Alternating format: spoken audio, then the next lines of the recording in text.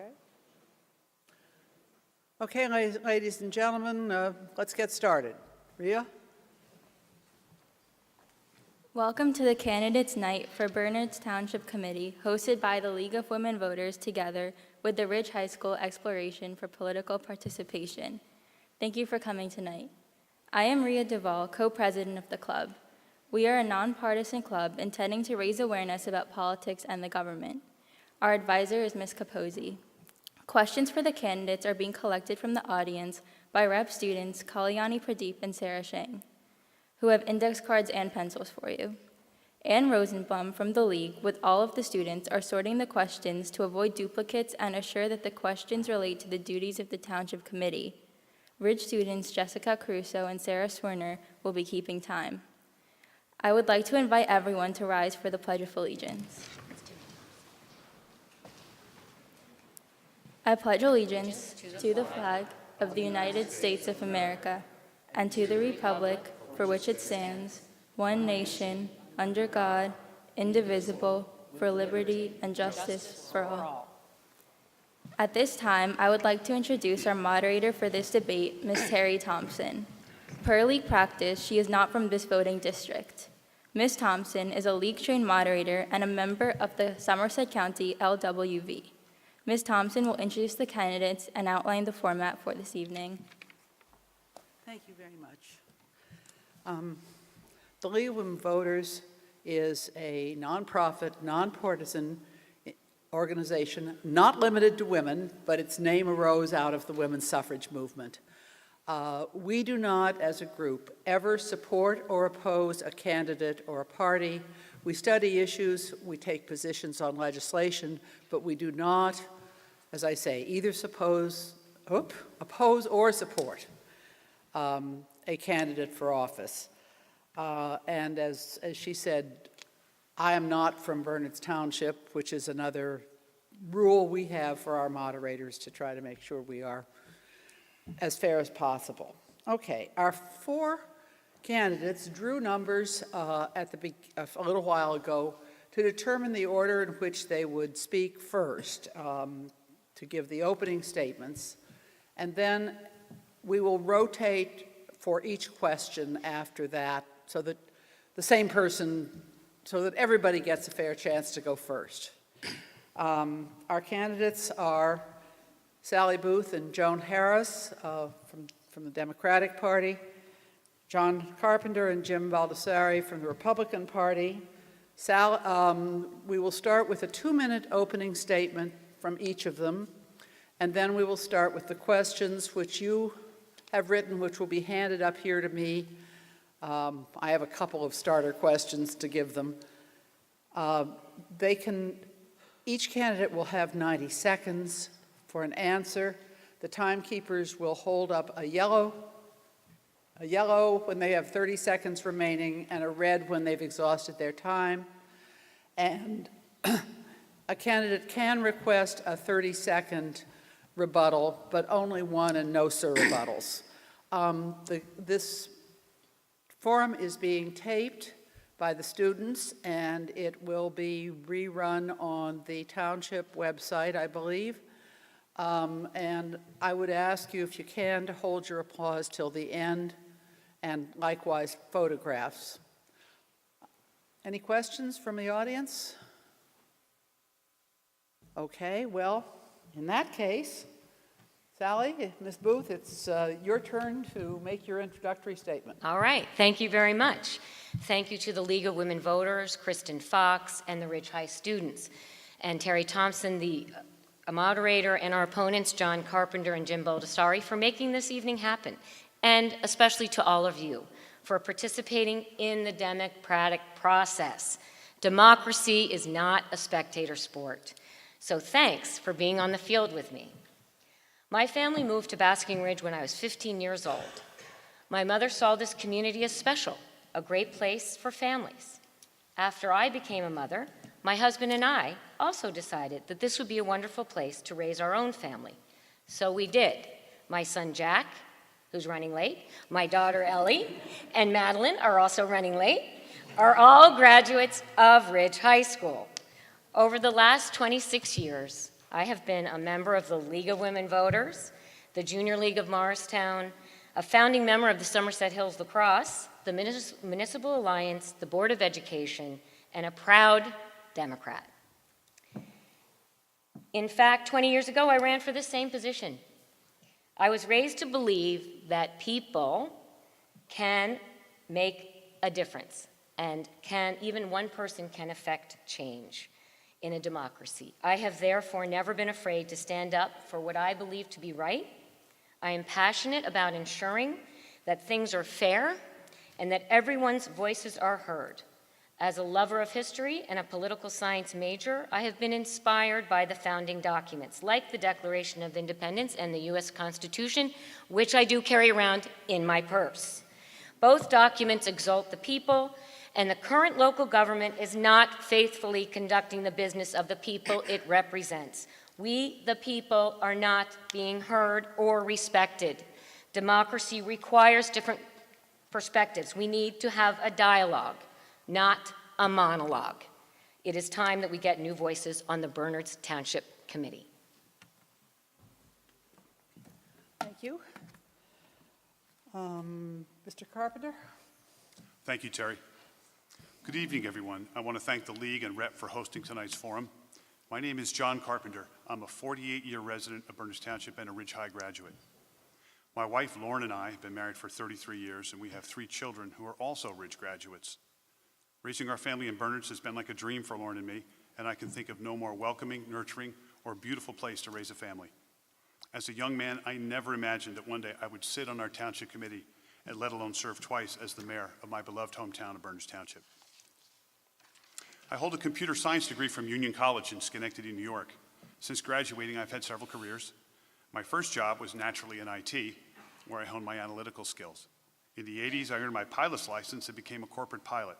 A couple of emergency situations taught me that I could be calm and effective under pressure. I found my way back to IT and owned a consulting company for several years where I learned about, among other things, making a payroll. And in my current position in sales at Bayer, I work with some of the largest retailers in the U.S. I know what it's like to be part of a large, complex organization. My service as an elected official in Bernards has been one of the most interesting and rewarding things I've ever done, and I enjoy it more all the time. I'm running for re-election because I never get tired of demonstrating that government can be efficient and work well, and that it doesn't have to cost an arm and a leg. I enjoy meeting tough challenges head-on and accomplish many things that some say are impossible. For example, over the last 12 years that I've been on the committee, we've cut taxes 10%, we've gone up 10% only versus the 60% state average, controlled spending, eliminated all debt, maintained a AAA bond rating, preserved open space to the tune of over 1,000 acres. We built 2 new turf fields at no expense to taxpayers. When I was the chairman of the Municipal Alliance, our team developed an award-winning program on underage drinking called 21 for a Reason. We've also engaged in solar projects to make Bernards a solar town with an actual negative carbon footprint. Because Bernards Township's quality of life is unsurpassed, we're safe. We're a caring community. We have incredible parks, over 3,200 acres of open space, and we're financially secure. In fact, Bernards is a beacon of financial stability and fiscal responsibility, not just within New Jersey, but the nation. I take no small pride in my role. Thank you. Your time is up. Thank you. Okay, Mr. Baldessari. Well, thank you, Terry.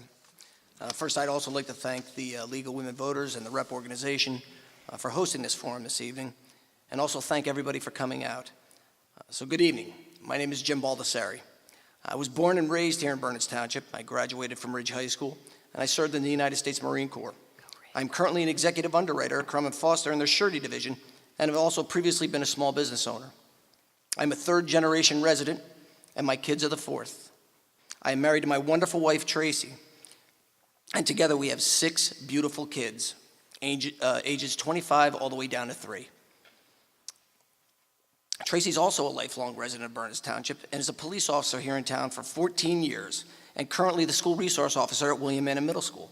Both of our fathers are also Ridge High School graduates. Tracy's dad is a Bernards Township retired police officer, and my father's been coaching youth sports in the town for the last 45 years.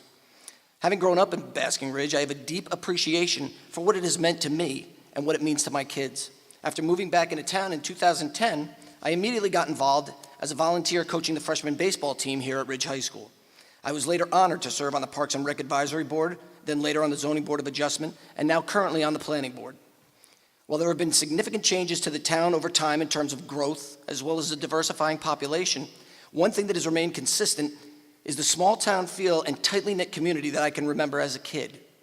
Regardless of where anyone comes from, their background, their culture, their religion, as a resident of Bernards Township and as a father, I want to continue to embrace our growing diversity and see to it that the successes which have gotten us to where we are today continue, so that all of our kids can enjoy the same benefits we have come to expect. This is the reason why so many people move here, because local government remains small, lean, and efficient, and it's done the way it's supposed to be done. There are so many things to be proud of here in Bernards Township. The fiscal policies, the financial management, the open space, the parks, the schools. None of this happens by accident. Results truly do matter. Proven, tangible results. So I'm looking forward to hearing from everybody tonight. Thank you very much. Thank you. Ms. Harris. Good evening. I'm Joan Harris, and I was born in Brooklyn. Yo. I'd like to thank everyone for coming here tonight and everyone who had a part in making this happen.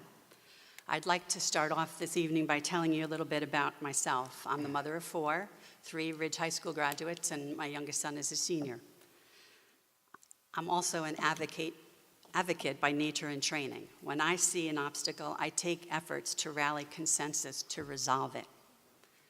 As a trial attorney, I defended clients accused of medical malpractice. As an assistant prosecutor, I fought on behalf of Morris County residents who were victimized by crime. But my advocacy didn't end in the courtroom. In 2007, when my son sustained a serious concussion playing football, I convinced the athletic director to bring the IMPACT program to Ridge High School. In 2014, when we lost 2 more of our young residents to overdoses, I spoke right here on this stage to the community and shared my family experience to bring the opioid abuse and addiction out of the shadows. I also enjoy serving my town. I continue to speak at community and school assemblies on the issue of adolescents' drug abuse. I was appointed to the Board of Health and the Municipal Alliance, and I presently serve as members of both. Finally, I love this town and the people in it. We have excellent schools, thanks to our teachers and administrators. We feel safe, thanks to our police force and our volunteers who serve in the fire department and emergency services. We have excellent administrators who work to keep our taxes down and get good bond ratings. We have a dedicated staff in our health department who provide great health programs and services. You see, to me, it's the people that matters most. Without them, all the open space in the world is meaningless. Thank you. Okay, for our first question, we will start with Mr. Carpenter. How will you plan for potential development such as the quarry and its impacts on our community? I missed the first couple of words. I'm sorry, how will you plan for potential development such as the quarry and its impacts on our community? And I should say that the first 2 questions you're hearing came from our students so that we'd have something in hand to start with. The process that we're following for the redevelopment of the quarry is very open and straightforward and transparent. The Quarry Task Force was established by the Township Committee under Mayor Bianchi and met several times, reported to the Township Committee about some possible alternatives. As a result, we decided that we would declare that site as a site in need of redevelopment. Subsequently, we had a couple of public meetings, and this is really to the heart of the question. We're seeking public input and public ideas about what to do with that site. We've met a couple of times with the public. We got a ton of feedback from people, things they wanted, things they didn't want to see there. We also visited some of the classes in the AP curriculum in environmental science at Ridge High and heard from the students there, saw their presentations about what such a development might look like. So we have a lot of input. We hope to get more input. And coming up on the 24th at our next Township Committee meeting, we're going to have a work session where we will reveal a plan and a possible ordinance, a draft ordinance that describes what such development might look like at that site. I encourage everybody here to come on out. We're looking for feedback from people about what they like and what they don't like. And depending on how that goes, I think we'll have a possible introduction of that ordinance in November. After that, there'll be meeting after meeting. If it gets approved, it'll go to the planning board. There would be a lot of input there as well. So there'll be a long process where there'll be plenty of public input, and we've gotten a lot already, and we're looking forward to more. That's how we're going to do it. Thank you. Mr. Baldessari, you need the question back? Yeah, please. Okay. How will you plan for potential development such as the quarry and its impact on our community? Well, it's been very interesting to watch the quarry go from an industrial complex back when I was driving a dump truck back in town about 25, 30 years ago. And the proposed mixed-use site currently under consideration, the proper development of excuse me, I'm sorry. The process is there for the public. Like I understand, it's going back to the planning board. We've had a couple of meetings with potential developers to get feedback. We even went to the AP classes here for Mr. Brum's class, which was very enlightening to see the kids put together their presentations. But yeah, there's a large portion of the property that that's supposed to be set aside. It's open space with a big lake. It's going to be enjoyed by the residents of Bernards Township. I want to make sure that it's done environmentally friendly and see that there's a good mixed use to the property, that it's self-sufficient in terms of cash flow positivity, that doesn't detract from the rest of the town, and that it's got a good use for all residents. That's my answer. Thank you. Ms. Harris? Thank you. Just last week, Sally and I took a visit to the quarry, and it is actually gorgeous. It's a beautiful piece of property. It's my understanding there was a task force, but there were no members of the public. I think I would have liked to see members of the public be on that task force. Most concerning to me is that whatever plan is made, that it's made to protect the health and welfare of our residents with environmental, science-based oversight.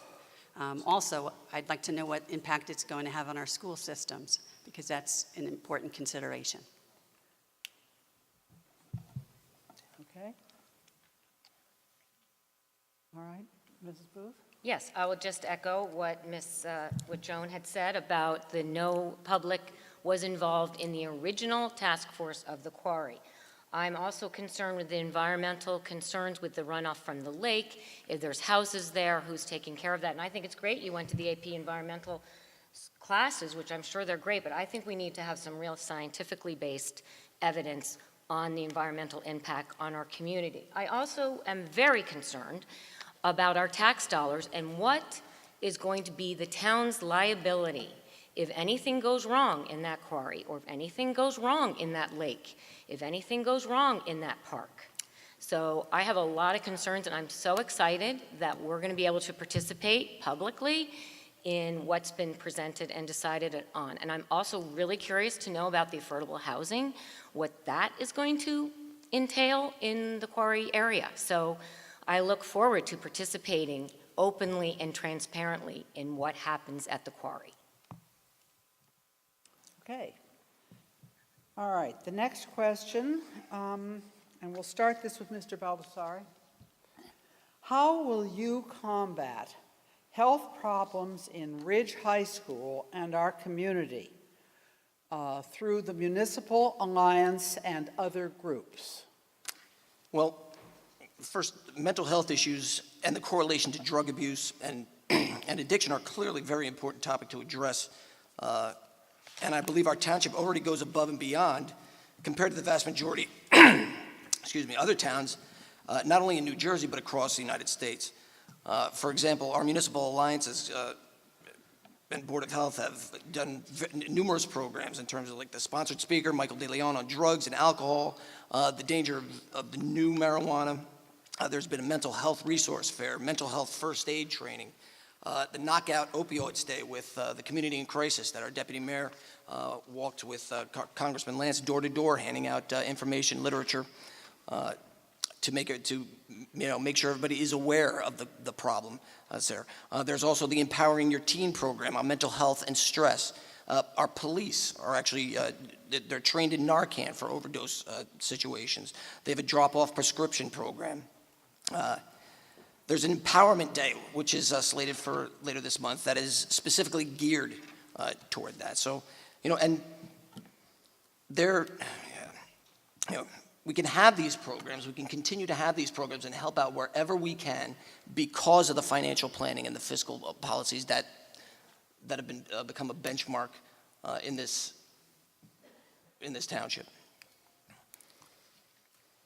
Okay. We're constantly looking for ways to benefit our residents. Sorry, I thought That's all right, I'm sorry. you were done. Ms. Harris? Thank you. So I do agree. There's been many programs in Ridge, and I've worked with the Board of Health and the Municipal Alliance on those programs. Through no fault of all these efforts, sometimes we get very low attendance. So I was wondering and thinking about why do we get low attendance? And then in June, I attended a stigma exhibition, an art show, which one of the teachers here and a woman named Marcia led. And in the exhibit, it was pieces of artwork by our Ridge High School students that talked about a mental health issue and how they felt about it. It was expressed in art.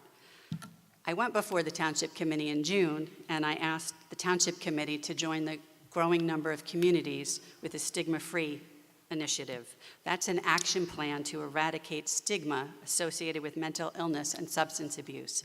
Stigma is a fear of a person suffering with a mental health issue or a substance abuse issue to seek help.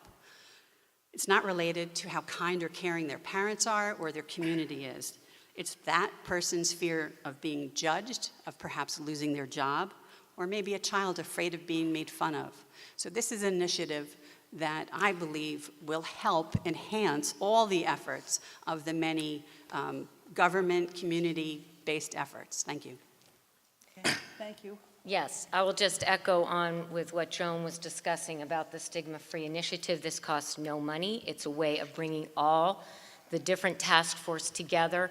And clearly, I appreciate things that have been done, but we're not doing enough. And we're not bringing this issue, hitting it head on, looking it in the eye, and saying, this is not our town. We are not going to do this. So we need to coordinate as a township committee.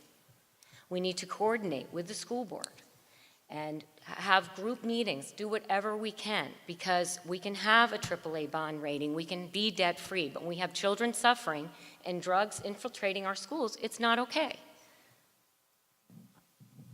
Okay, thank you. Mr. Carpenter? Thank you very much, Terry. You know, it's interesting, these kinds of activities are typically sponsored out of the Municipal Alliance and the Board of Health. And I just happened to come across a survey on the Board of Ed's website about the recent results of the American Drug and Alcohol Survey. You know, I served as the chair of the Municipal Alliance for 4 years, from 2010 to 2013. And during that time, we developed a unique program called 21 for a Reason. And it was, I think it's a pretty successful program. It won awards and has been duplicated around the country. I was looking at the survey results since 2010. And it's pretty interesting to me because we always looked at the alcohol and marijuana abuse. Those are the two high runners for substance abuse problems among high school students, and it seemed like an intractable problem. Never could make any movement on it. But since 2010, we're actually down among seniors and other grades for use in the last 12 months, down 29% for alcohol and down 37% for marijuana. It's unprecedented in my mind compared to what's gone on in the past. And I read an article just today. So the people who are addicted to marijuana are 3 times more likely to be addicted to heroin. So you can see the danger of marijuana use for kids or anybody. And to see it go down 37% is really heartening to me. I think we're doing a lot of the right things, and I think we're getting results. So I'm very pleased about that. And also, when it comes to narcotic painkillers, the drop is down 92% from what it was in 2010. So sure, there's always more to do. I think the home for those kinds of things starts at the Municipal Alliance, starts at the Board of Health, and we are completely supportive of all those efforts. Thank you. Can you rebut? You want to rebut? Yeah. All right. I get 30 seconds? Yeah. I just want to say that I think, with all due respect, Mr. Carpenter's missing the point. I think it's about mental health, okay? And this is drugs and alcohol. It's great that they're down, but we have to address the mental health issue that leads to drugs and alcohol use. And that's what the stigma-free, and that's what the Township Committee needs to be talking about, is mental health. All right, thank you. Okay, we start this next question with Ms. Harris. This is a question for those of you who don't know what the late lamented group COA was.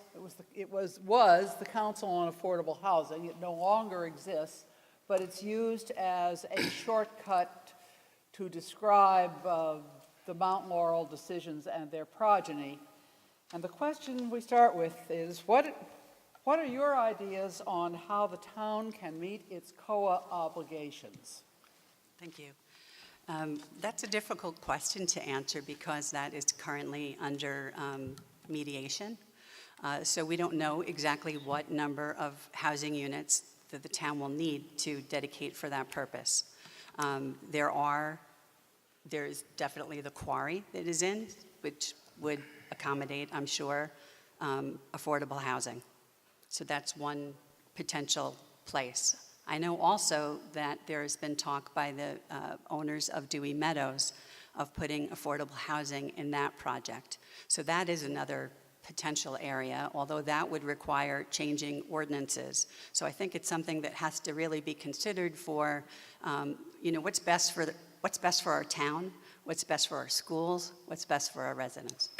Thank you. Ms. Booth? Oh, yes, I think that to say what Joan was saying about we need to really look at, again, it's under litigation, we don't know what our obligation will be.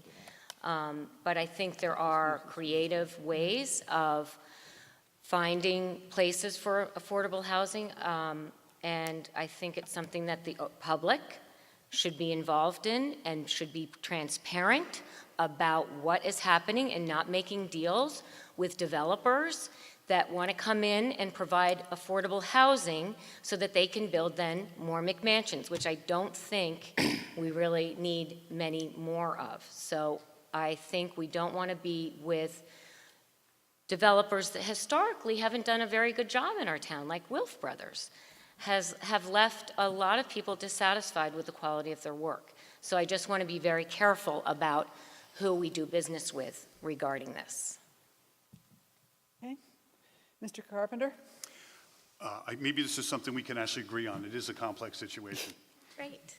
COA is a long problem going on in the state of New Jersey, and it's what happens when the courts get involved and try and overrule local zoning and tell towns what to do. Nobody knows what our obligation is. The Fair Share Housing Center, which started all this trouble, has an idea. They've hired someone to make up a number. We've banded together with a bunch of towns, and we've hired a consultant to calculate a number. Judge Miller in Somerville is charged with overseeing all the cases for the towns in his vicinage. He doesn't know what the right number is. He's still trying to determine his methodology for determining that. He's watching what's going on in other cases around the state because nobody really wants to start trying these cases because that's all that will happen in the courts for the next 10 years. So it's a very interesting problem. I can tell you that we have hundreds and hundreds of affordable housing units in this town. We fulfilled each of our first 3-round obligations 100%. We're one of only 10% of towns that got a 3rd-round certified affordable housing plan in the state of New Jersey. I defy anybody to drive around town and point at any given house and say that's an affordable housing unit. We do a great job by buying market units and putting them in the affordable housing program. Whatever we do to meet our obligation, our objective will be to make it minimal impact on the residents, minimal impact on the schools, and to make it in such a way that we have to provide the least number of new housing units in Bernards Township. Those are general philosophies of trying to solve these problems. Thank you. Mr. Baldessari? There's really not too much to add when you're at the end here, when you're doing the last one. But first thing we have to do is we have to find out what the number is. And, it's the Fair Housing is going to say it's one number. We're going to try and say it's another. Where are they going to go? There's some options that we could satisfy the requirement. We're going to have to look carefully at potential sites, make sure that it'll benefit the township, its residents, the businesses, as much as possible. The impact that it's going to have on the school population, important factors need to be addressed, but remember, it's going to be court mandated, so we're just going to have to wait and see. Okay. Thank you. Okay, the next question, we will begin with Ms. Booth. Describe your position on taxes. What would be reasonable? Please provide details and specific plans. Do you think the town's reserves are adequate? Well, I think that the town's reserves are adequate, but it's very difficult to know given the fact that we don't know what insurance premiums will be because of the costly litigation. We don't know what our ongoing expenses will be as new lawsuits keep coming into town. So it's hard to know. Of course, I do not want to pay more taxes. That is not my family. We don't need to pay more taxes. I think that everybody in this room agrees. So that's not something I'm going to be interested in raising, but I am concerned with the $3.25 million settlement. While that insurance is paying it, our insurance costs are going to probably go through the roof, and costly litigation continues to come in. And I am also worried about, I had something else. Anyway, I think that I know. I was going to say this, that we are waiving our salaries to help put the stress less on the taxes, and we won't be receiving any health benefits, which cost approximately $90,000 for the 3 individuals that pay health benefits. So I think that should help our taxes a little bit. Mr. Carpenter? Thank you, Terry. For me, reasonable taxes are taxes that are kept as low as possible. Every year we begin the budget process, we look at the tax levy and say, geez, how can we take as little cash as possible from our residents' checkbooks? That's our objective. And at the same time, deliver the incredible services and quality of life that people have come to expect in Berners Township. I think we do a good job at that. When I joined the committee in 2006, we lowered taxes for the first 3 years that I was on the committee.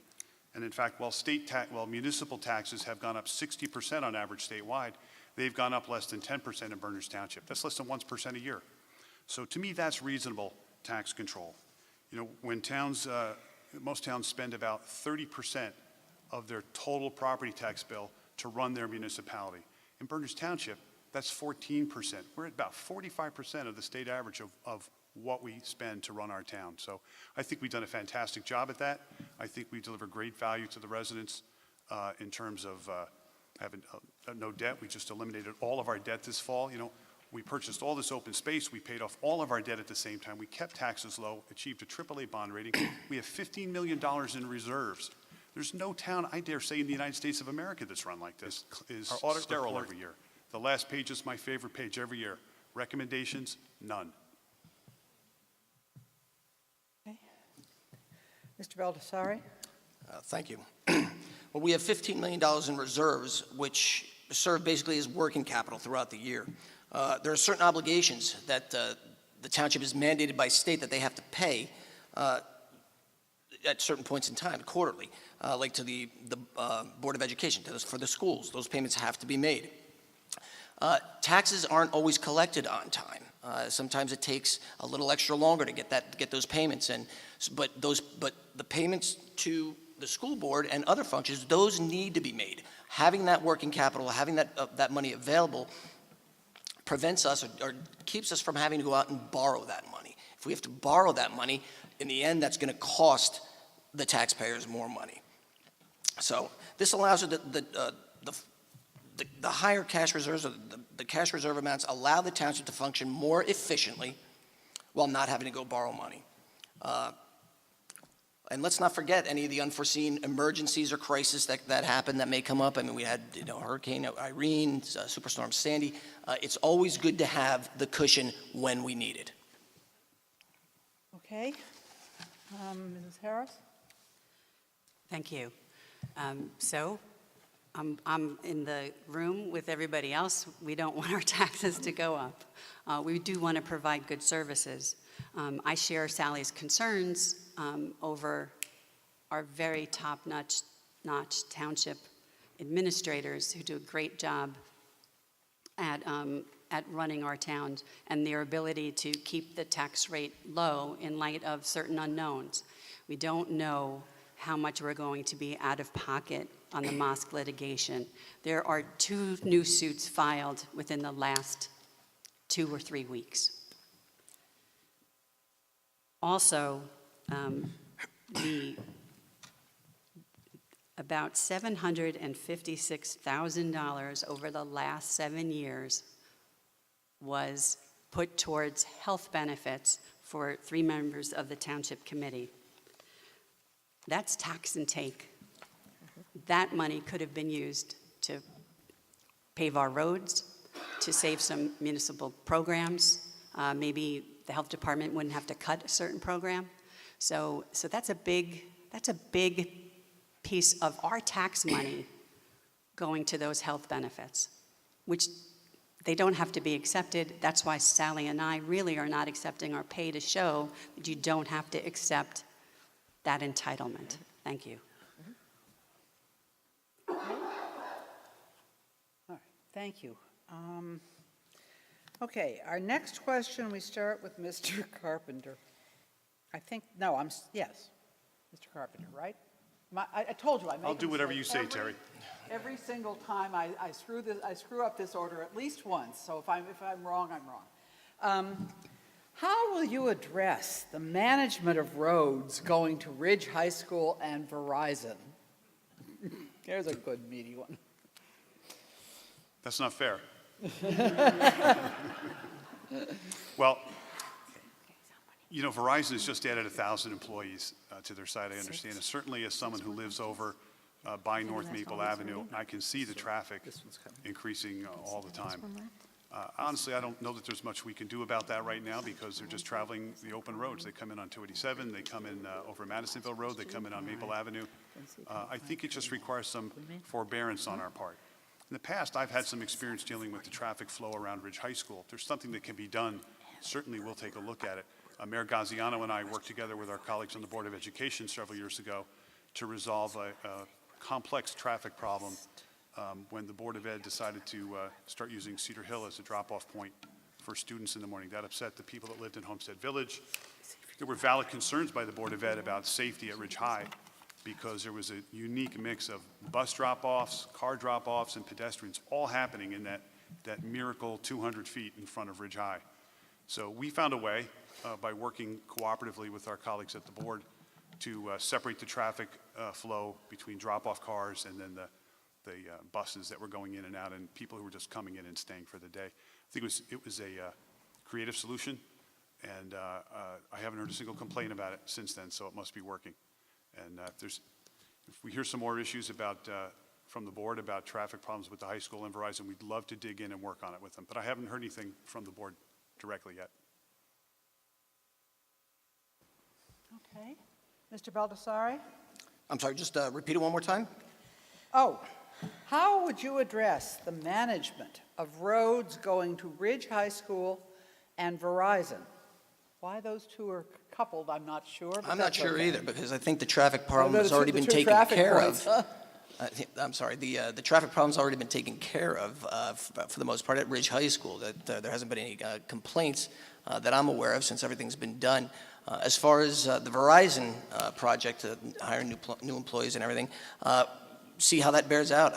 We could, if there is in fact a problem, if there is a lot of congestion, if that's, if that is the case moving forward, then we're obviously going to have to deal with that with our road Department of Public Works, and Verizon, and get some traffic consultants in to see what can happen and what we can do to make it better. But we're just going to have to wait and see what bears out at the Verizon building. Okay. Mrs. Harris? Thank you. So I beg to differ. but maybe because I have a high school student, I sit in traffic a long time when he doesn't drive himself to school. It can take a half hour just to leave the immediate area of the high school. It's my understanding, efforts were taken, and I would like to say it's better, but I'm not sure that I can honestly say that. I understood that there was some request to use the land that goes through the municipal complex.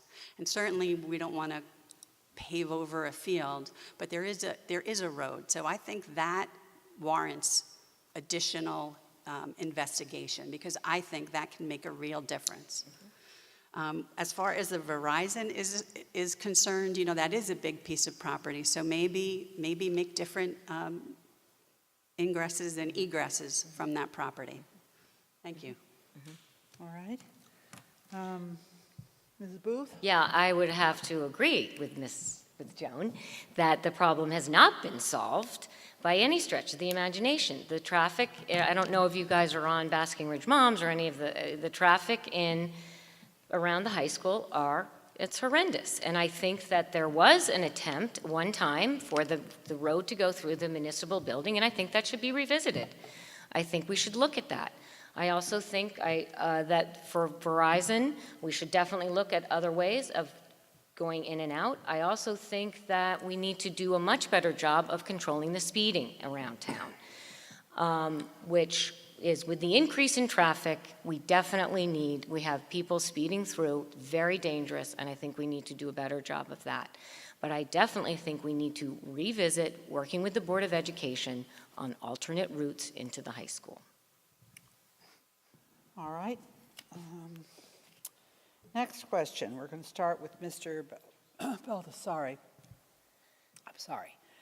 Describe your position on cost sharing and the potential impact on Bernards Township.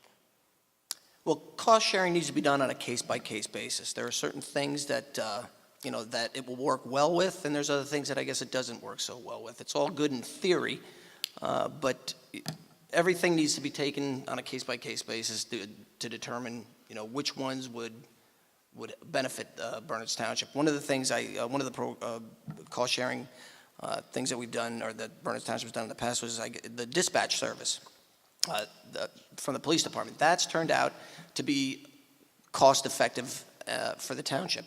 We get a good service from Somerset County in providing the dispatching service to our police. We save a bunch of money, and that's one of the good things. So there are other cost-sharing plans that haven't worked out so well. So, like I said, we have to make sure that we sit down with it, look at each one individually, give a good cost-benefit analysis, and make our determination at that time. Thank you. Mrs. Harris? Thank you. I do think cost sharing is something that we need to constantly take a look at. I know in the past there have been some cost sharing measures with the high school or the Board of Education and the town on maintenance of lawns and the like. I think that has to continue.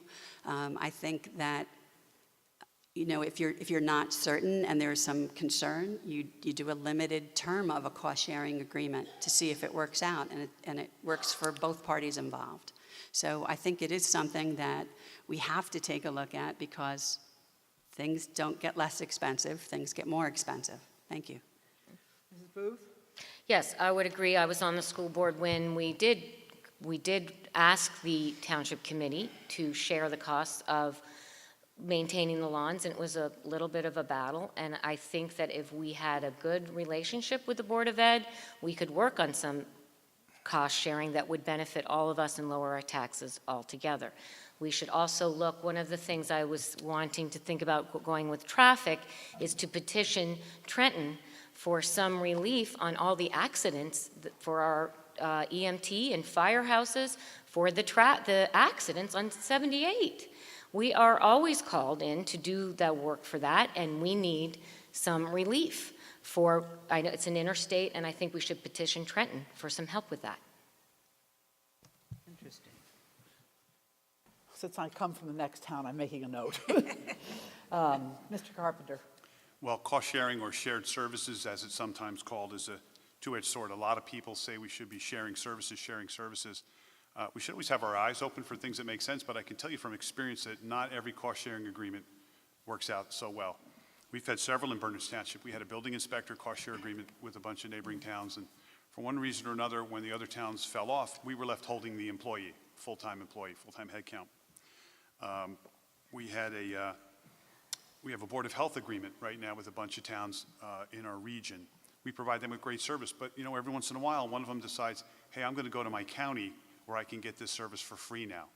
And then we're left sometimes holding the bag for the remainder of that contract. So not all cost-sharing services are great. We have a really good one that's our fuel farm.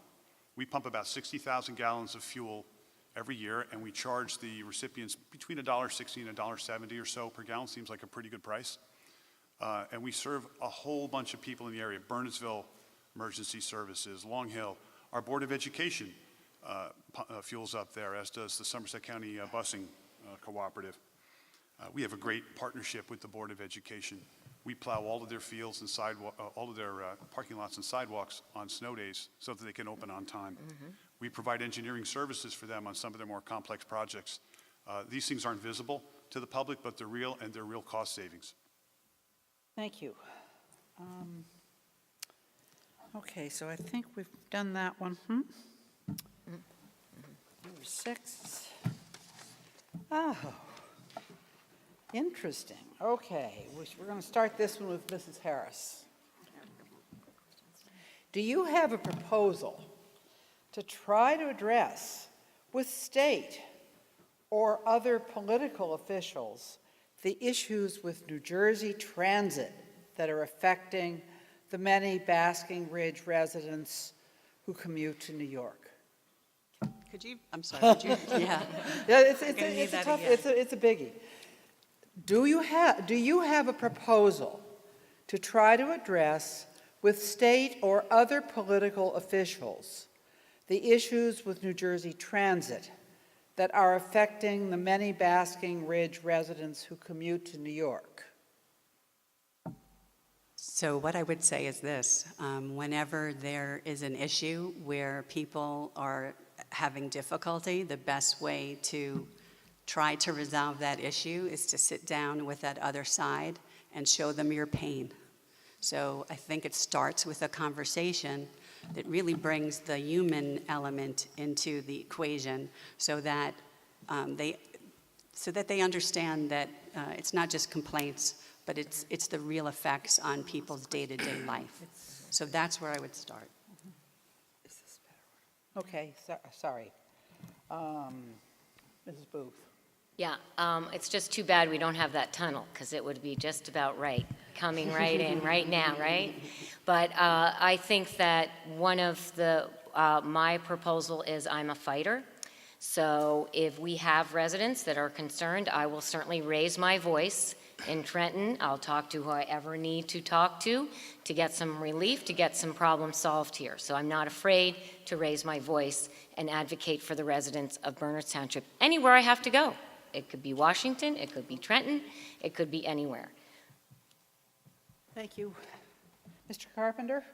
Well, most people don't know this, but freeholder Peter Palmer from Burnersville is a well-known regional transportation advocate. Peter was instrumental in bringing the nonstop service to Penn Station from Basking Ridge and other Somerset Hills towns. Peter has a real interest in this. He's a strong proponent of that new tunnel project. I ran into him the other night, and I was asking him, because he's retiring at the end of his term, this current term, Peter, what are you going to do? He goes, I'm going to work on transportation.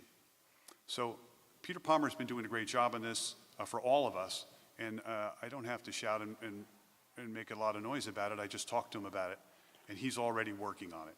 So we're in good hands with Pete Palmer, and we will be even after he retires. And that's all I have to say about that. Okay. Mr. Baldessari?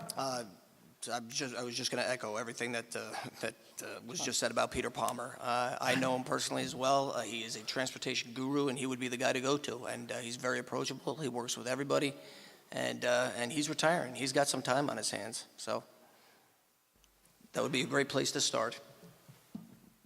Okay. Moving right along. Let's see. This is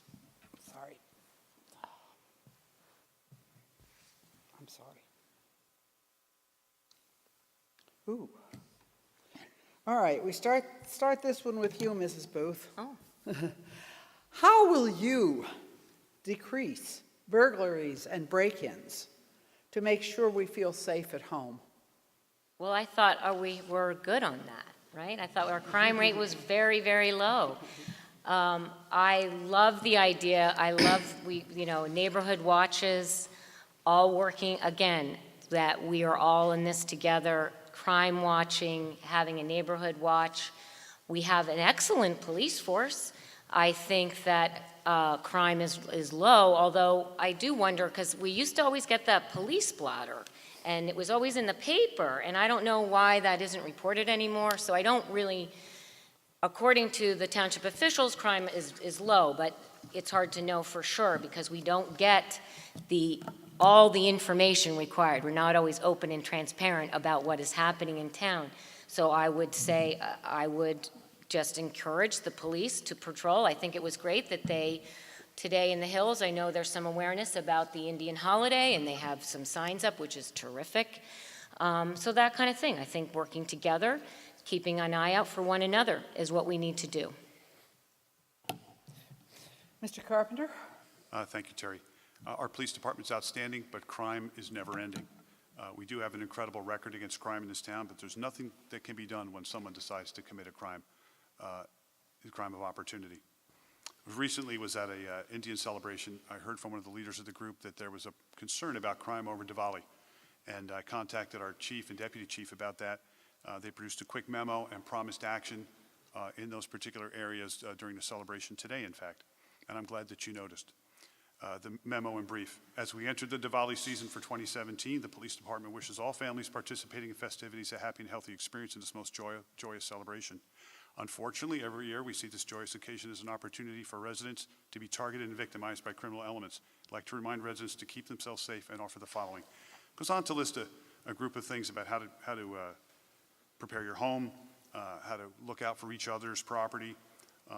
It announced that we would be employing a number of undercover surveillance strategies. I'm disappointed that you identified them since they were undercover, apparently. Oh, sorry. But, it's just be mindful, educate your neighbors about it, secure valuables in your home, document your property. They were highly responsive to it, and this is what we do all the time. Our police department is proactive, and we're focused on compliance, not enforcement. Okay, Mr. Baldessari? Once again, what is there to add to that?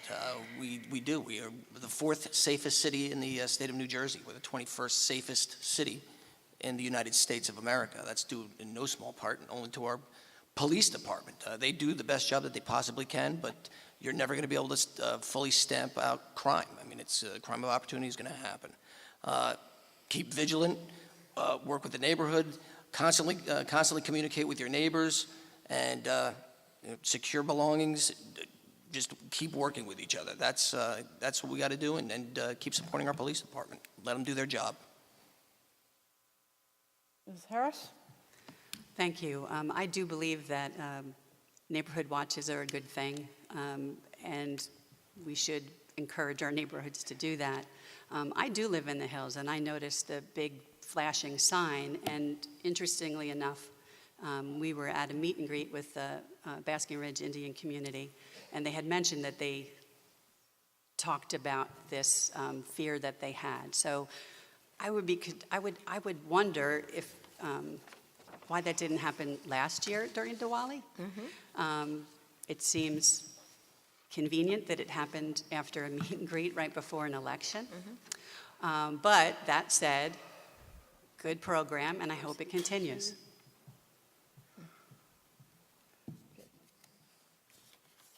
Sorry. Is that it? Okay. Okay.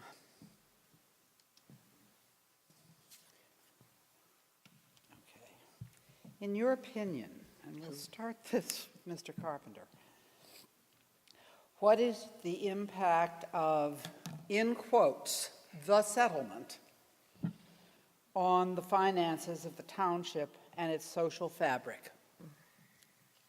Well, the impact of the settlement on the township was relatively minimal compared to what it could have been. Certainly when you look at what happened in Bridgewater, where they were hit for over $8 million, we were actually before the same judge. So we resolved the issue the other night at the Township Committee with a final settlement with our insurance carrier. The net payment is about $200,000 that the township is going to be out. The carrier covered the $3.25 million award. They covered our insurance for our defense. They covered the money for our coverage counsel that we engaged to make sure that we got coverage. It was quite a complex situation. Now, we knew going into 2017 that we were in the middle of a legal fight and that our legal expenses would be higher than would normally be expected. So we went ahead and budgeted more money on our legal line than we would normally do or we had done in the past. Unfortunately, the terms of the settlement and the final payout with the carrier, we find ourselves we're not required to do anything extraordinary. We're not required to move funds from one line to another. We're not required to borrow money to make this payment. We're not required to expend our reserves to make that payment. It was budgeted for, and it's over. Okay, Mr. Baldessari? I'm sorry, can you repeat it? Okay, in your opinion, what is the impact of, in quotes, the settlement on the finances of the township and its social fabric? Well, I came out of to the planning board on the application after the fact, and I did vote for the settlement. From a financial standpoint, it would have been harder to get do better than we did, given that this is apparently taking place across the United States of America. We see what happened in Bridgewater. If we're out of pocket at the end of the day, $200,000, and we get to move on, that's not a bad day, especially when you have the full weight of the Federal Department of Justice on your back, and a mainstream media that's not on your side. So it's good that we got it done. It's good that we can move forward, and you learn for the next time. Ms. Harris? So we don't know what the financial impact is because we're still fielding lawsuits against the Township Committee as a result of the mosque incident. We don't know what our insurance premiums are going to be, but I can tell you as an attorney that worked for an insurance company for many years, when you have big claims, your insurance premiums go up. On our social fabric, the damage has been tremendous. We made national news. This shouldn't have happened.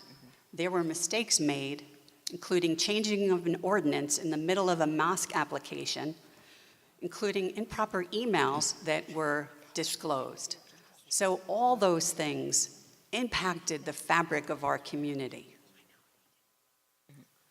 To say that we got away easy is not okay to me. It's just not okay.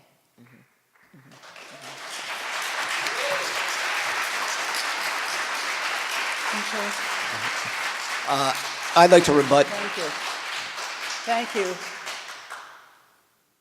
I'd like to rebut, please. Do I have a turn, or does he Ms. go? I'm sorry, you have to wait would till like the to end? speak first. I'm sorry. I speak, and then you, yeah, I just will definitely say this was a day, a good day.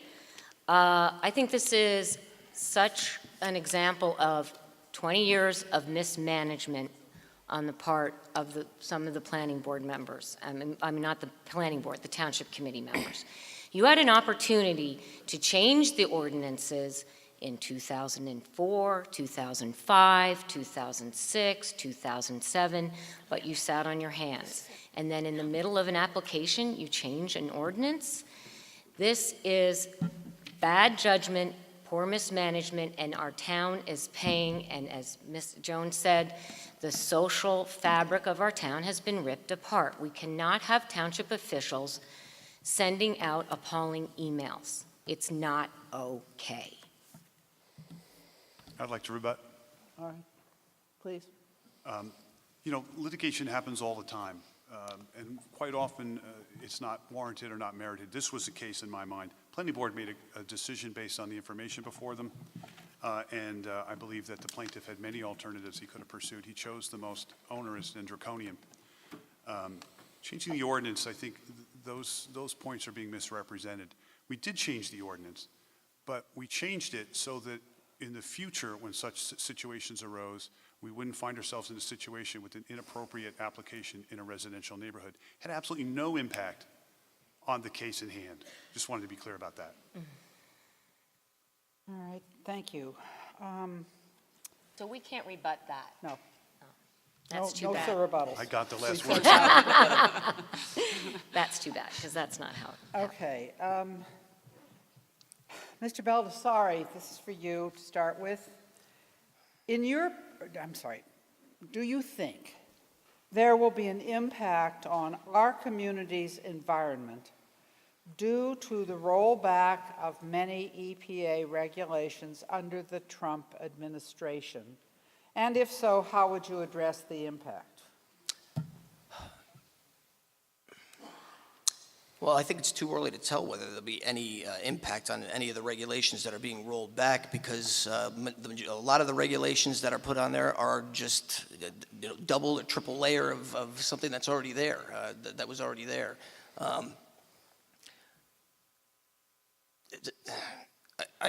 We're gonna have to wait and see. I'm sorry.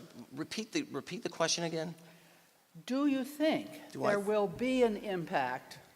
I don't think. I think the impact will, in all likelihood, be favorable to Bernards Township, if there is one there. Okay. All right. Same question to Mrs. Harris. I think the rollback of the EPA guidelines is going to damage our community and the rest of our country. The overwhelming scientific evidence demonstrates that there is global warming. It is not political science. It's just, All right, thank you.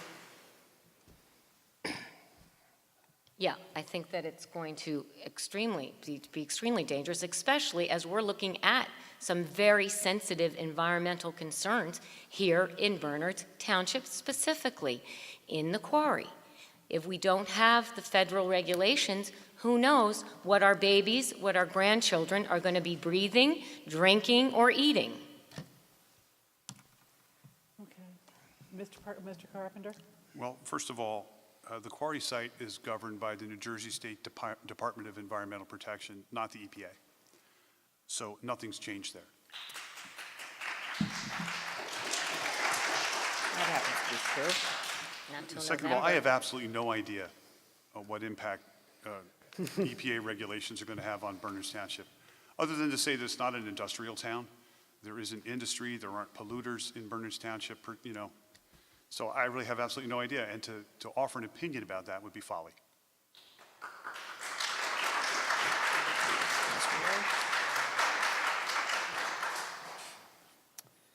All right, we start the next question with Mrs. Harris. What specifically would you do to increase transparency in the Township Committee? I would start off by having a municipal ethics board, new regulations about the appropriate use of emails. I would make sure that all meetings are properly noticed and in detail informed, so that if people want to come or want to learn about something, it's clear, and particularly the attorney in me wants that, so that if something happens in the future, looking back, no one can say to me, hey, you didn't comply with the sunshine laws. So that's where I would start. And also, I think that's it. Thank you. Sorry. Yeah, I would definitely have more open communication between the public. I'd like to extend the public meetings so that residents can actually ask a question and get an answer, and not just be told that it's only for public comment, that actually have a dialogue with the residents. I'd also like to see minutes posted.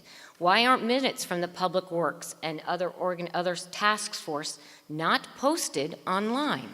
I'd also like to see why we have only a third of the planning board still open, that they left, and we still only have half a third of the planning board. Also, I don't think it's appropriate to have an out-of-town resident on the sewage authority. We should not have anybody that's not living in town on our committees. And that is the first step to being more transparent and being truthful about why that person is on the sewage authority. Mr. Carpenter. Thank you, Terry. First of all meetings are noticed properly and according to the law, and to suggest otherwise is just false. Denise Sabo, our municipal clerk, is the most revered and respected municipal clerk in the state of New Jersey. She's the past president. She's the past president of the New Jersey State Clerks Association. To suggest that she is not following proper procedure is beyond belief. All minutes are posted in a timely fashion. In fact, when our meetings are conducted, we take the video, which we stream out over the internet and over public TV, and we break the clips up into the segments associated with that part of the agenda, and we link them to that part of the agenda so anyone can go back and see what happened in that meeting regarding that agenda item. We have minutes that are taken and published at a variety of our township committee meetings. The planning board has meetings, the zoning board has meetings, the library board has meetings, minutes. The Deer Planning Committee has minutes. All these groups have minutes, and all these minutes are available.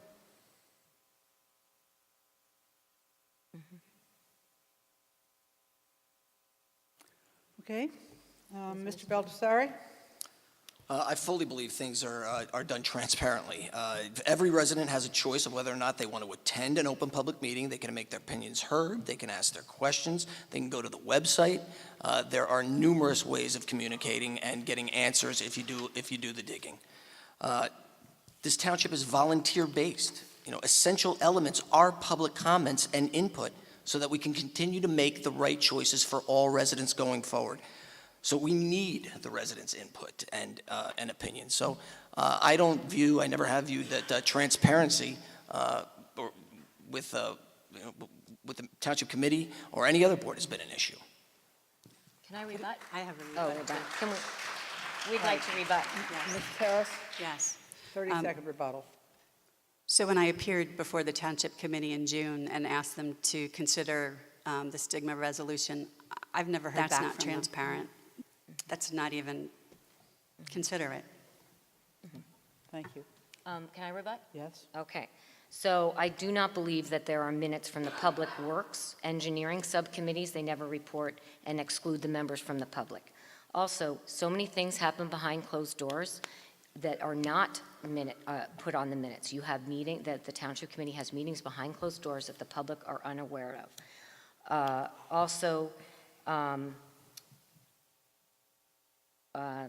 can't remember. That's it. Sorry. Okay. That was good. All That's right. enough, Sally. Okay. All right. Let's see.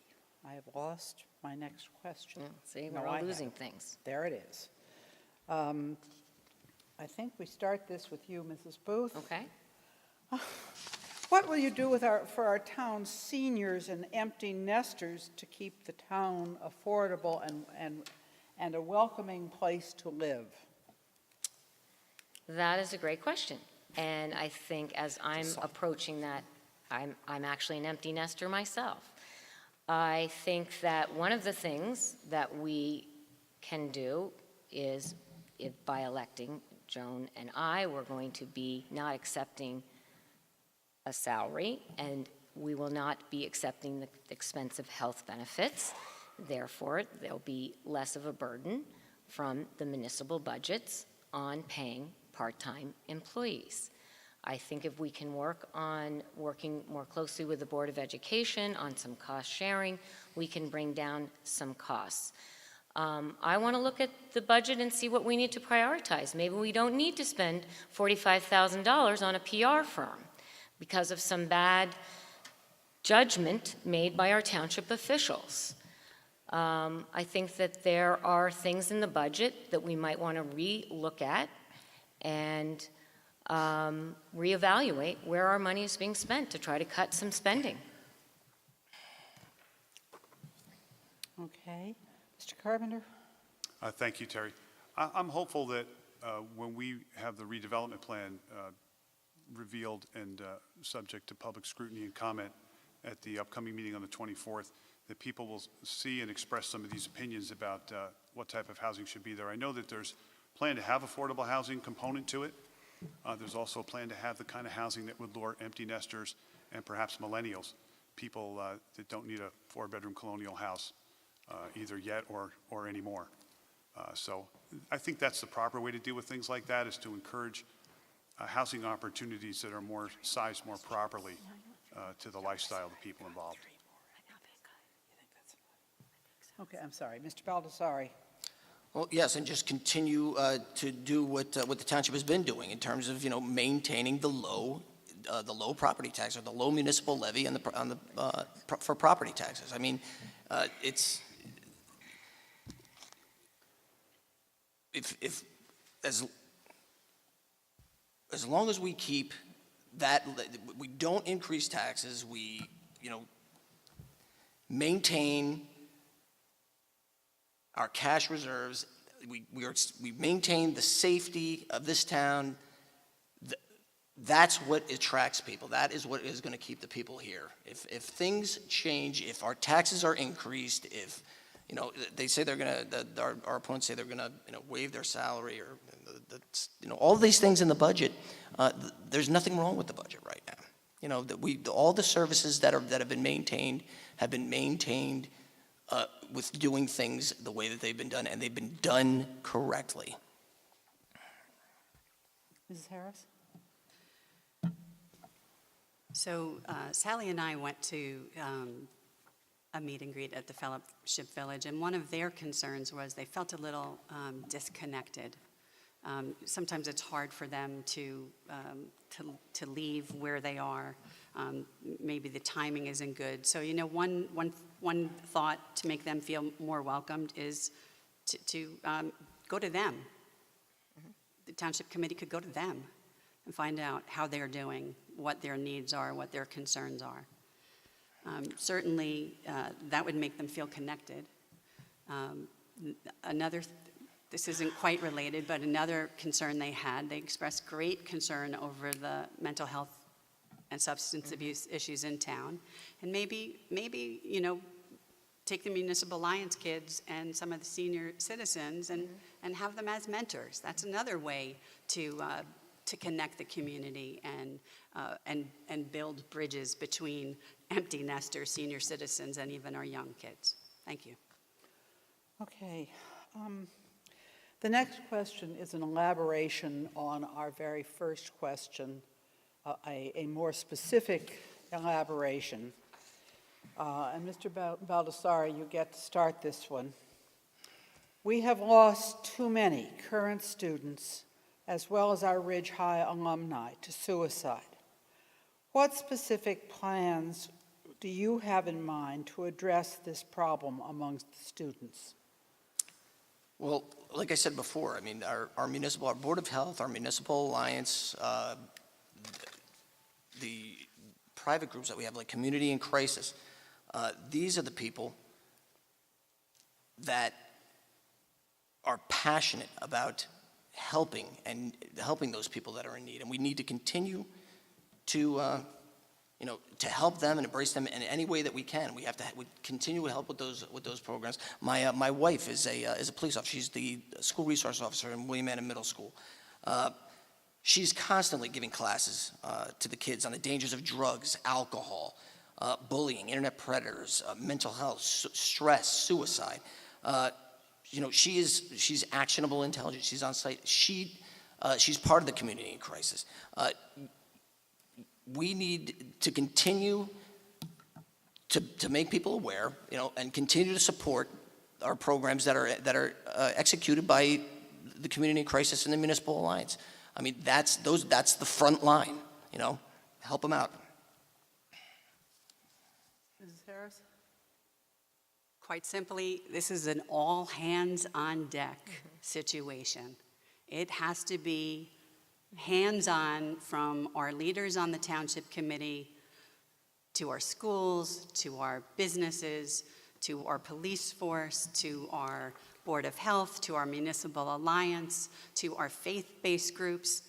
And that's what the Stigma Initiative would do. It would join all these efforts to help eradicate that stigma that prevents kids from saying, I'm sad, I'm lonely.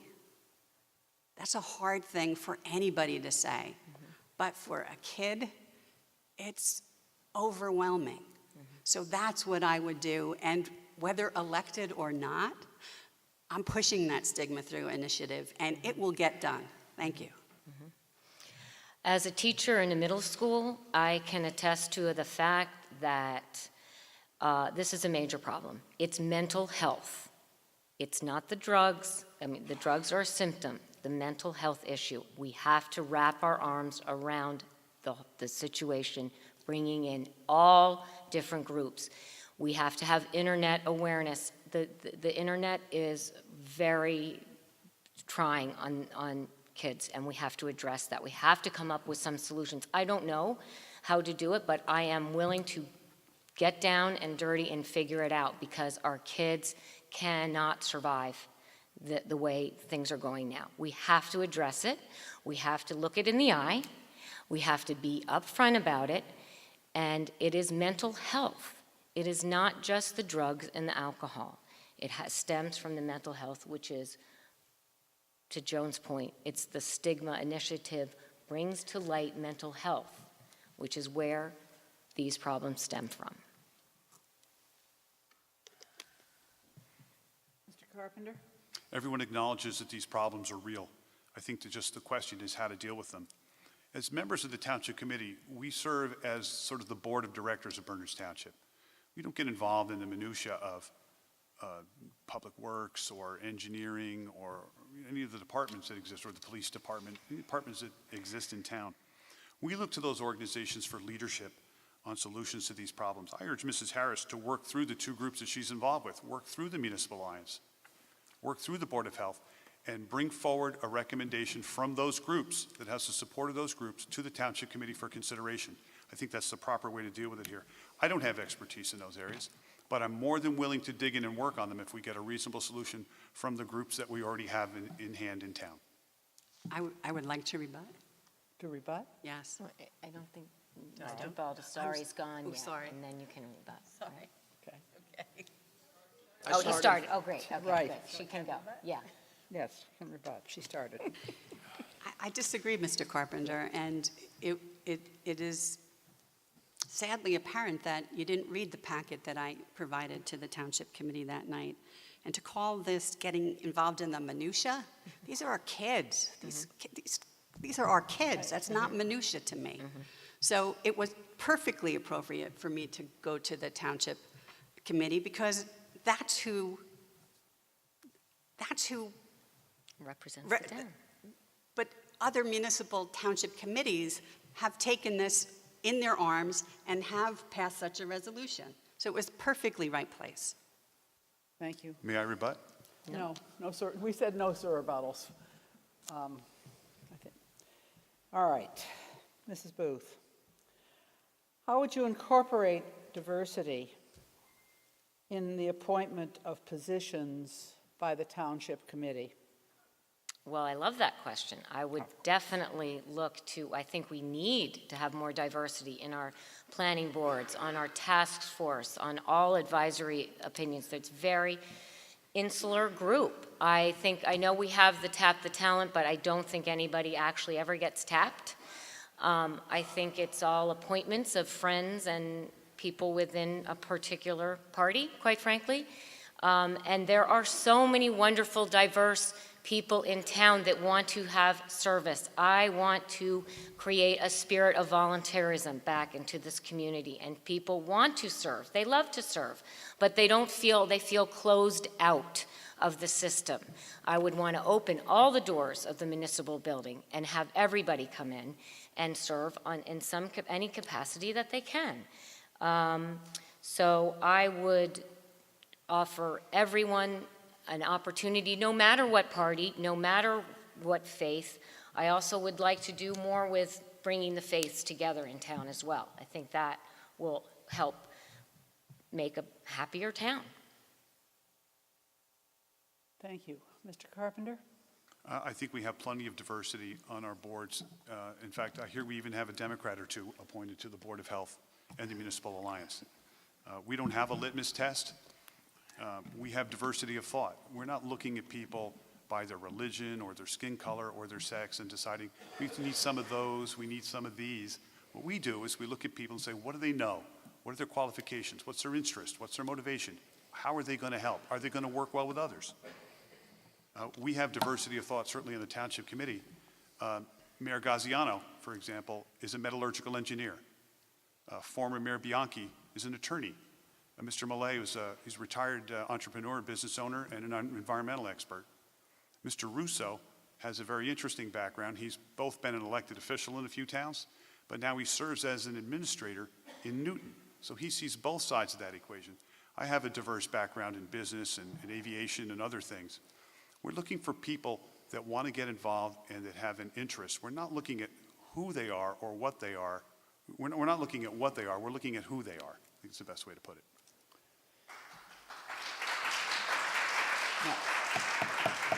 All right, thank you. Mr. Baldessari? Yes, diversity of thought. I mean, that's it. It doesn't matter if you're a man, a woman, if you're black, you're white, you're Asian, you're Latino. It doesn't matter. You judge a person by the content of their character and who they are.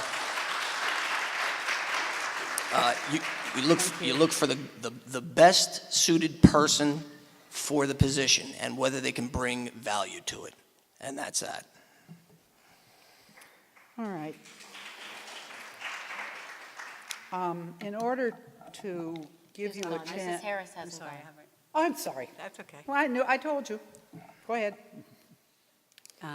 I think that our boards and committees should reflect what our town looks like. So if the boards and committees don't reflect what our town looks like, we need to take efforts to make sure that that happens.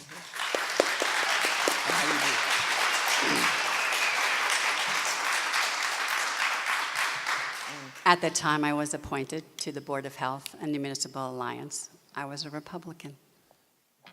Hey, things happen. Oh, well. Okay. We're going to take one more question and then move to the closing statements so that you will have a chance to mingle a little bit before we get swept out of here. Mrs. Harris, you will start this one. And as someone who recently moved to town, I was happy to see that we are ranked the 5th best place to live in New Jersey. Please describe your understanding of how we achieved this and your plans for keeping it that way. Well, I'm sure it had to do with low crime. I'm sure it had to do with the school system. I'm sure it had to do with a lot of the very wonderful things that we're very privileged to have here. So I wouldn't change anything to interfere with that. But I would say that even though we received that ranking, we do have some crises that we need to address. So that's where I would put my efforts in addressing those very, very important issues involving mental health and the stigma. Thank you. Mrs. Booth? Yeah, I would say that we definitely got that ranking from, definitely the schools have helped tremendously. And that's a valuable part of our town. I believe that the town is a great town, but that doesn't mean it can't be improved and there can't be more diversity of thought and inclusion. And I am concerned with the direction in which the town has recently taken. It is not the town that I grew up in. When I went to Ridge High, we would not have township officials writing appalling emails or criticizing community members publicly and having personal vendettas, and also not being open about how they're voting on certain really important issues. When they vote no in public, but then vote yes behind closed doors, that is not the town that I grew up in and love and want to keep.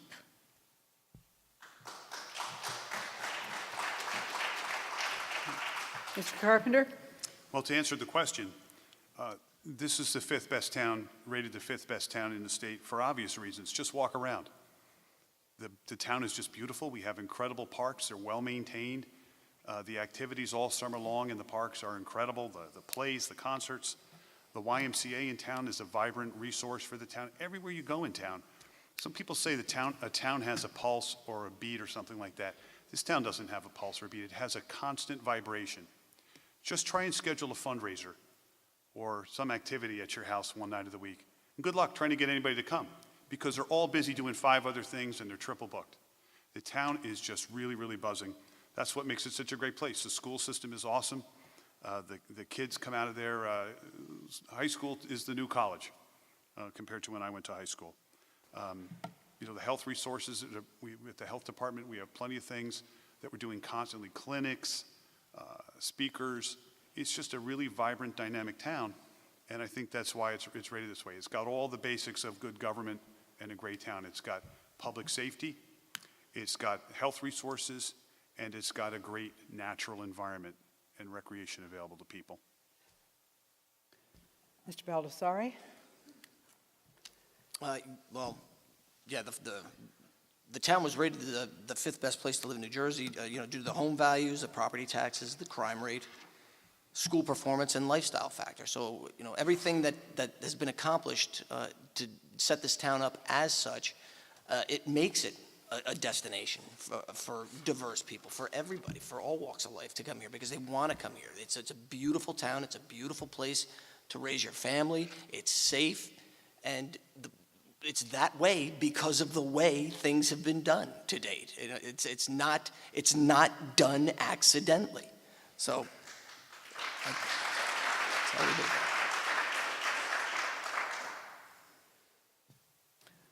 Okay.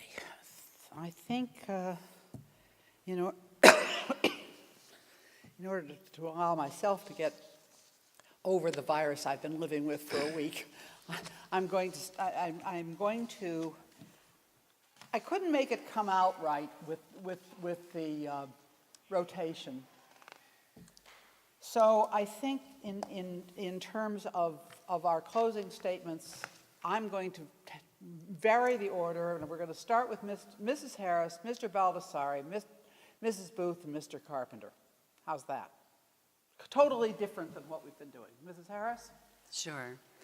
Once again, I'd like to thank all the students, the League of Women Voters, and all of you who came out tonight. It is important. We have a lot of work to do in our town. We have a lot of great things, but we need to repair the harm that's been done. We have lawsuits filed by former planning board members who feel that they were pressured into voting a certain way, and then the person who pressured them that voted in public another way, and then consented and had his attorney sign a settlement agreement. Mr. Carpenter's, that is a lack of transparency, and there's also a lack of accountability, because I have not read or heard once any apology for a really bad moment in an email, because it is not just a personal message about characters and actions of a person I know. When Mr. Carpenter brought in... Excuse me, let's not end with personal criticism. You're supposed to be... Well, I do believe that it's not, it goes to transparency and accountability. And our town has been damaged. So I don't think it's appropriate for township officials to use their position to free someone out of participating in public or to speak about their religious affiliation. Now, that said, Mr. Carpenter and Mr. Baldessari has gone on record saying that Sally and I have no proposals about things that really matter. In the last 5 years, there have been 58 suicide prevention reports at Ridge High School, 77 at William Annan, and 10 in our elementary schools. Last year alone, Almost 500 students sought help from student assistant counselors for mental health and substance abuse issues. Township Committee and all of us need to enhance and amplify the efforts of the Board of Health and all those nonprofit organizations. Silence from our leaders or their failure to recognize the importance of this initiative while they tout open space, bond rating, and taxes clearly demonstrates their priorities are not even close to what really matters. That's why it's so important to have different perspectives and viewpoints on our Township Committee. Sally and I can bring that unique perspective and take this issue and all the other issues to maintain our low taxes and keep our bond ratings high, because you know what? Those aren't mutually exclusive issues. Thank you.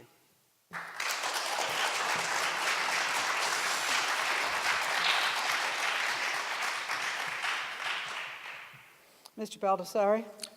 Well, again, thank you all very much for this opportunity tonight, and it's great to get out in front of the residents of Bernards Township and also see so many wonderful young students getting involved in the process. I believe this election is very important for Bernards Township to make sure that we continue moving forward in the right direction. From a financial management and a fiscal policy standpoint, this township has been run efficiently. Each and every taxpayer directly reaps the benefits in terms of the services that are provided. What does it mean to have a AAA bond rating? Well, it means if we ever need to borrow money, we'll get more of it and at a better rate, which means less payments back from the taxpayers. What does having a surplus of over $15 million and zero debt mean?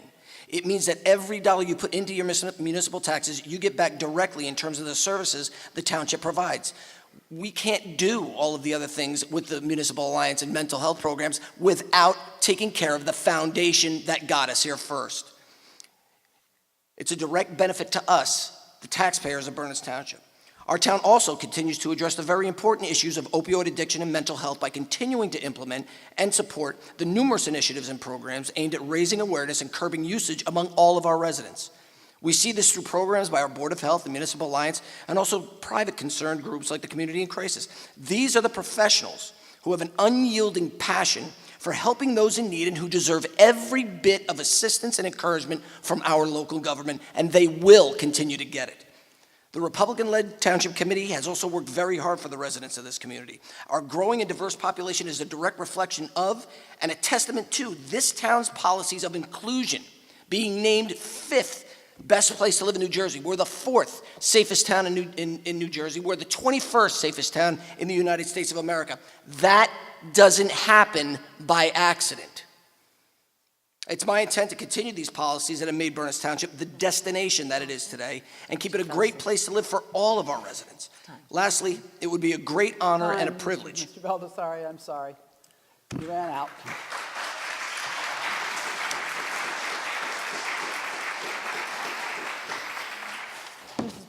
Thank you again to the League of Women Voters and for all of you for coming out, and my family did make it.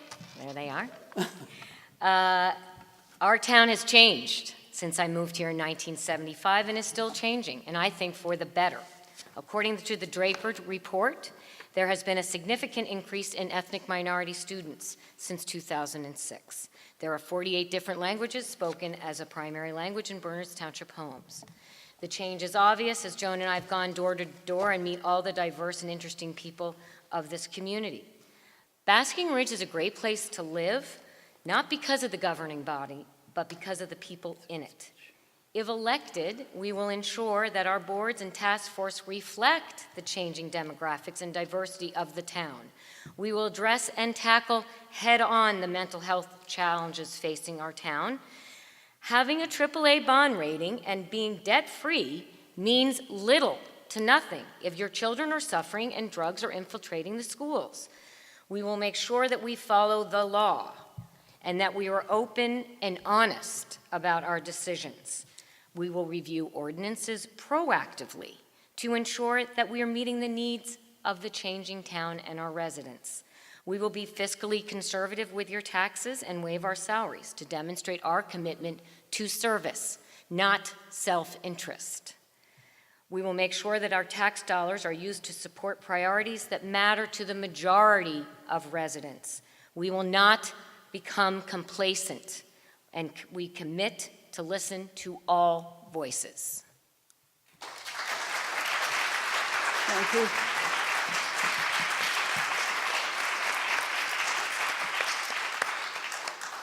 Mr. Carpenter? Thank you, Terry. Once again, thanks to the League and to Rep for hosting tonight, and thank you for your questions and attention this evening. It's been a lot of fun.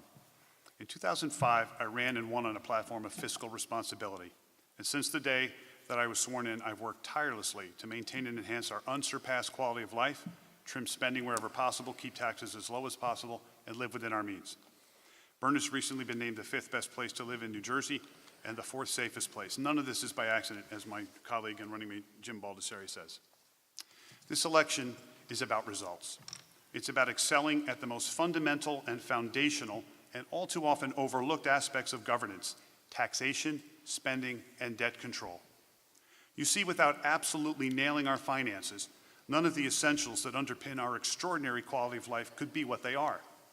Our sound finances enable us to have a world-class police department and support our top-notch volunteer first responders to ensure our safety. It enables us to have a Board of Health and Municipal Alliance that support our health and welfare and that of our residents through a variety of programs. It enables us to fund our public works and parks and recreation departments to take care of our roads and our amazing park system. And there you have it in a nutshell. Public safety, health, infrastructure. That's what this job is all about. The only thing our opponents have said about finances at all during this campaign is that they'd like to keep taxes reasonable. Well, the last time Ms. Booth had a say on taxation, she voted for budgets that raised taxes 21% over 3 years. That doesn't sound very reasonable to me. Mr. Carpenter, you're So doing the same before thing, you cast please. your ballot on Election Day, I urge you to ask yourself, who do you trust to keep taxes reasonable? Someone with a 12-year record of tax control and debt elimination, or someone who raised taxes 21% over 3 years? It's been an honor to serve on the Township Committee for the past 12 years, and the time has flown by, and my passion and enthusiasm have only grown over the years. Despite all we've accomplished over the last dozen Thank you. years, I know that even better days lie ahead for Berners Township. I can't wait to help take us there. I ask for you to vote for me and Jim Baldessari on Thank you, November Mr. 7th. Thank you very much. Say boo.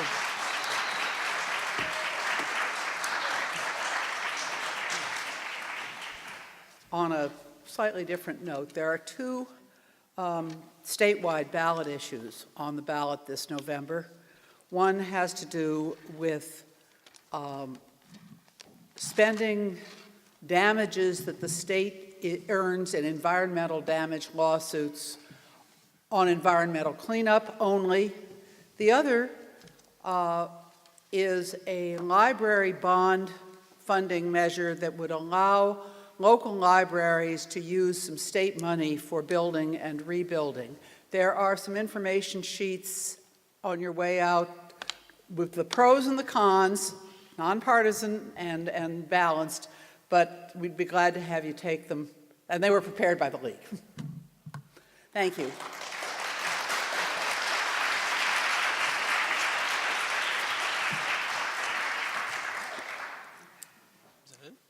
I guess we're dismissed. Yes. You lie? Well done. You lie? You lie? Well done. Yeah.